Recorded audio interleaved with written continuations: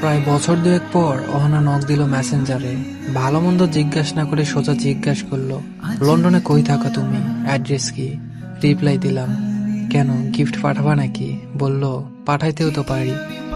Address দিয়ে টুকটাক কথা হলো, কেমন আছো, স্বামী বাচ্চারা কেমন আছে, এইসব আর কি। তার সাথে কথা বলার ঘন্টা দুয়েক পরেই দরজায় নক পড়লে দরজা খুলে দেখি অহনা। আমি স্বপ্ন দেখছি কিনা বুঝতে পারছি না, পেছনে তার বর আর বাচ্চা দুটো। আমি কি বলবো বুঝতেছি না, ঘরে চলে গিয়েছি মনে হচ্ছে। অহনা হাসি দিয়ে বলল, কি ভয় পাইছ? তার বরের সাথে হাত মিলিয়ে বাসার ভেতর নিয়ে আসলাম তাদের। আমি এখনো বুঝতে পারছি না হচ্ছেটা কি। অহনা তার বরের সাথে থাকে আমেরিকাতে। বিয়ের প্রায় 3 বছর পর আমেরিকা চলে যায় বরের কাছে। বছর সাতেক আগে আমাদের প্রেমের ইতি ঘটে। তখন আমরা দুজনেই দেশে ছিলাম। আমার প্রাক্তন আর তারপর বাচ্চা নিয়ে আমার ঘরে না গিয়ে কি উপায় আছে? অহনার বর বেচারাটা একটু বিব্রত মনে হচ্ছে। উনি আমার কথা জানেন, মানে অহনার একটা প্রেম ছিল জানতেন, কিন্তু আমাকে এই প্রথম দেখলেন মনে হয়। অহনার ড্রয়িং রুমে এসে বসতে বসতে বলল, আমেরিকা থেকে বেড়াতে এসেছিলাম লন্ডনে, ভাবলাম তোমার সাথে দেখা করেই যাই। আজকের রাত তোমার এখানে খাবো, দেখি কেমন রান্না শিখেছো তুমি। আর বলল, একাই থাকো?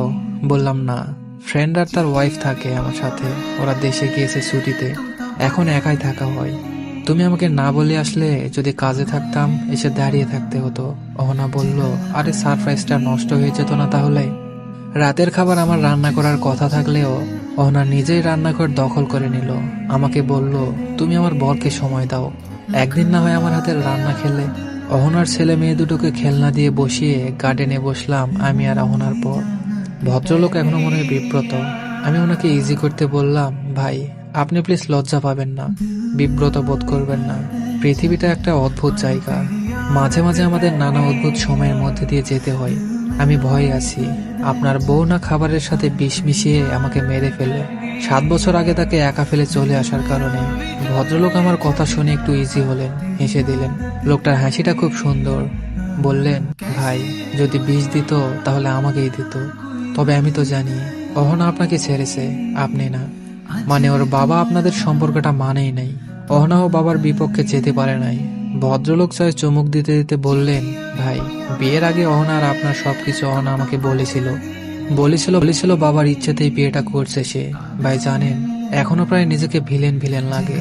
আমি বললাম, সিসি ভাই একই কথা, রাখেন না আগের কথা। আপনাদের কি সুন্দর সংসার, দুটো সুন্দর সুন্দর বাচ্চা, এগুলো মনে করবেন না। ভাগ্য হয়তো আমাদের সাথে ছিল না। ভদ্রলোক বললেন, না না ভাই, আমি সুখী মানুষ।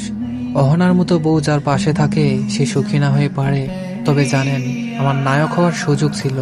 অহনা যখন আমার সাথে দেখা করে বলেছিল ওর প্রেম আছে, প্রচন্ড ভালোবাসে সে ছেলেটাকে, আমি বুঝতেছিলাম সে চাচ্ছে বিয়েটা ভেঙে দেই আমি না পারি নাই ভাই, অহনার মায়ায় পড়ি।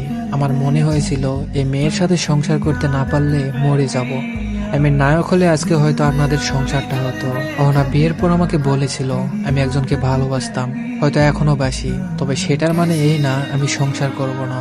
তোমার প্রতি ভালোবাসাটা আসবে না বা কোনোভাবে তোমাকে ঠকাবো, এটা আমি কখনোই করব না। একজন স্ত্রী হিসাবে আমার সব দায়িত্ব আমি পালন করব। করেওছে মেয়েটা, করে যাচ্ছে। আমি ভীষণ সুখী একজন মানুষ ভাই। আমি জীবনে কোনো একটা বড় পুণ্য করেছিলাম বলেই মনে হয় এই মেয়েটাকে পেয়েছি। এটুকু বলতে বলতে ভদ্রলোক কেঁদে দিলেন। এবার আমি বিব্রত হলাম। ভদ্রলোক বললেন, ভাই আপনাকে একটা কথা জানাবো। অহনার বছরখানেক আগে ক্যান্সার ধরা পড়েছে, চিকিৎসা চলছে, কিন্তু খুব একটা লাভ হবে না। আপনি হয়তো জানেন আমি নিজেও ডাক্তার। আমি ভদ্রলোকের কথা শুনে কেমন জানি শূন্য হয়ে গেছি। উনি কি বলছেন এসব? ভদ্রলোক আবার বলা শুরু করলেন, ও খুব দ্রুত অসুস্থ হচ্ছে, লন্ডনে ঘুরতে আসার পাগলামি করে। আমাকে বলল, আমি কিছুদিন পরেই তো মারা যাব, আমাকে একটু লন্ডন ব্রিজ দেখিয়ে আনো। আমি পাগলামি প্রশ্রয় দিলাম, কিন্তু এখানে আসার পর জানলাম এখানে আসা শুধু আপনার সাথে একটাবার দেখা করার জন্য। লন্ডন ব্রিজ থেকে হোটেলে ফেরার পথে গাড়িতে আমাকে হাত ধরে বলল, জানো যেদিন রানার সাথে শেষ দেখা করি পাগলের মতো চিৎকার করে কেঁদেছিল রানা। ধানমন্ডি লেকে একজন প্রেমিক তার প্রেমিকাকে জড়িয়ে ধরে চিৎকার করে কেঁদেছিল আর আকুতি মিনতি করে বলেছিল, আমাকে ছেড়ে যেও না প্লিজ, আমি তোমার বাবার পায়ে ধরে তোমাকে চাইবো, তোমার সুখের জন্য আমি সবকিছু করব, প্লিজ আমাকে ছেড়ে যেও না। নিষ্ঠুর আমি বলেছিলাম, আমার সুখের জন্য আমাকেই ছেড়ে দাও তাহলে। আমাকে এই শেষ সময়টায় একটাবার রানার সাথে দেখা করতে দিবে? অহনার বর একটু থেমে বললেন, জানেন গত 7 বছর অহনা তার বাবার সাথে একটা শব্দও বলে নাই, একটা ওয়ার্ডও না। বলে, আমার বাবা আমার সুখ চেয়েছেন, আমি সুখে আছি। জন্মদাতা বাবা আমাকে জন্মের অধিকার খাটিয়েছেন, মানুষ হিসাবে আমারও অধিকার আছে। তার সাথে কথা বলবো না বলবো না সেটার। এসব কাহিনীতে ভাই মাঝে মাঝে নিজেকে ভিলেন বলে মনে হয়। তবুও আমি স্রষ্টার কাছে কৃতজ্ঞ অহনার মতো একজন বউ পেয়ে। সে একজন স্ত্রী যেমন, তেমনি একজন প্রেমিক হারানো প্রেমিকাও।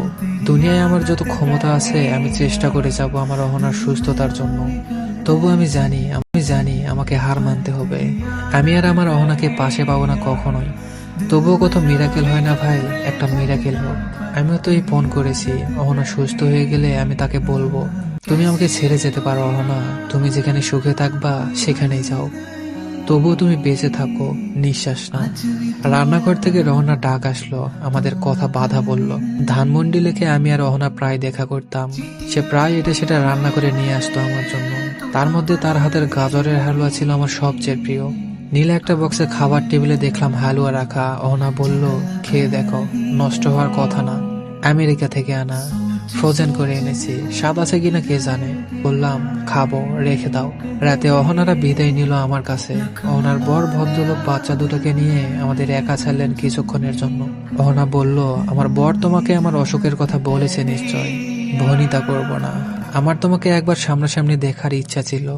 আর এই তোমার চিঠি রাখো, তোমার দেওয়া 188টা চিঠি। এই চিঠিগুলো পুড়িয়ে ফেলার অনেকবার চেষ্টা করেও পারি নাই।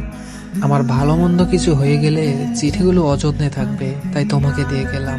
আর যদি বেঁচে যাই ফেরত পাঠিয়ে দিও। আর শোনো, আমি সুখী একজন নারী, আমার সুখের সংসার। তোমার জন্য প্রেম নাই, ভেবো না।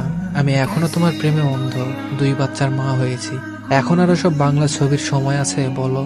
তবুও তোমার প্রতি জন্মদিনে আমি সুন্দর মতো সাজি, একটা করে গিফট কিনি। যেদিন তোমার আমার প্রথম দেখা হয়েছিল 24শে জুলাই, আমি সেদিন একা একা ঘুরতে বের হই। আমার বর সব জানে, আমি বলি নাই, তবুও বোঝেও। জানো রানা, আমার দেখা পৃথিবীর শ্রেষ্ঠ মানুষও। আচ্ছা, এসব কেন বলছি আমি জানি না রানা, আমার হয়তো সময় কম, তাই যা ইচ্ছে তাই বলছি। তোমার যে চোখের জল আমার জন্য ফেলেছিলে, তার প্রতিদানে আমি 1000 বছর কাঁদলেও তোমার কাছে ক্ষমা পাবো না আমি জানি, তাই ক্ষমাও চাইবো না। তবুও বলি, আমার উপর অভিমান রেখো না রানা। আর সত্য সত্য মিরাকেল হলে আমার চিঠিগুলো আমার কাছে ফেরত পাঠাবে, মনে থাকে যেন। আর তোমার সাজানো জীবনে একদিনের জন্য এসে কোনো কষ্ট দিয়ে থাকলে আমার অধিকার থেকেই দিয়েছি। কিন্তু আমার কি তোমার প্রতি কোনো অধিকার আছে এখনো? হয়তো আছে। অহনারা চলে গেল, আমি তার হালুয়ার বাটিটা নিয়ে বসলাম। প্রিয় এই খাবার খাওয়া বাদ দিয়েছি 7 বছর হয়। আমার ভীষণ কাঁদতে ইচ্ছে করছে অহনার জন্য, কেন জানি কাঁদতেও পারছি না। আমার ভীষণ ইচ্ছে করছে চিৎকার করে আবার বলতে, আমাকে ছেড়ে যেও না, আমার ভীষণ কষ্ট হচ্ছে। অহনার চিঠিগুলো আমার কাছে যত্নে আছে, প্রায় বের করে পড়ি আর পুরনো কথা মনে করি। চিঠিগুলো তাকে আর ফেরত দেওয়ার সুযোগ হয় নাই। না, কোনো মিরাক্কেল অহনার সাথে হয় নাই। পৃথিবীর এক প্রান্তে একজন মমতাময়ী অহনার জন্য প্রার্থনায় বসেছিল, একজন বউ পাগল স্বামী, আরেক প্রান্তে একজন প্রেমিক। তবুও স্রষ্টার মন গলে নাই, তবুও অভিমানী অহনা আর আমাদের সাথে থেকে যায়নি।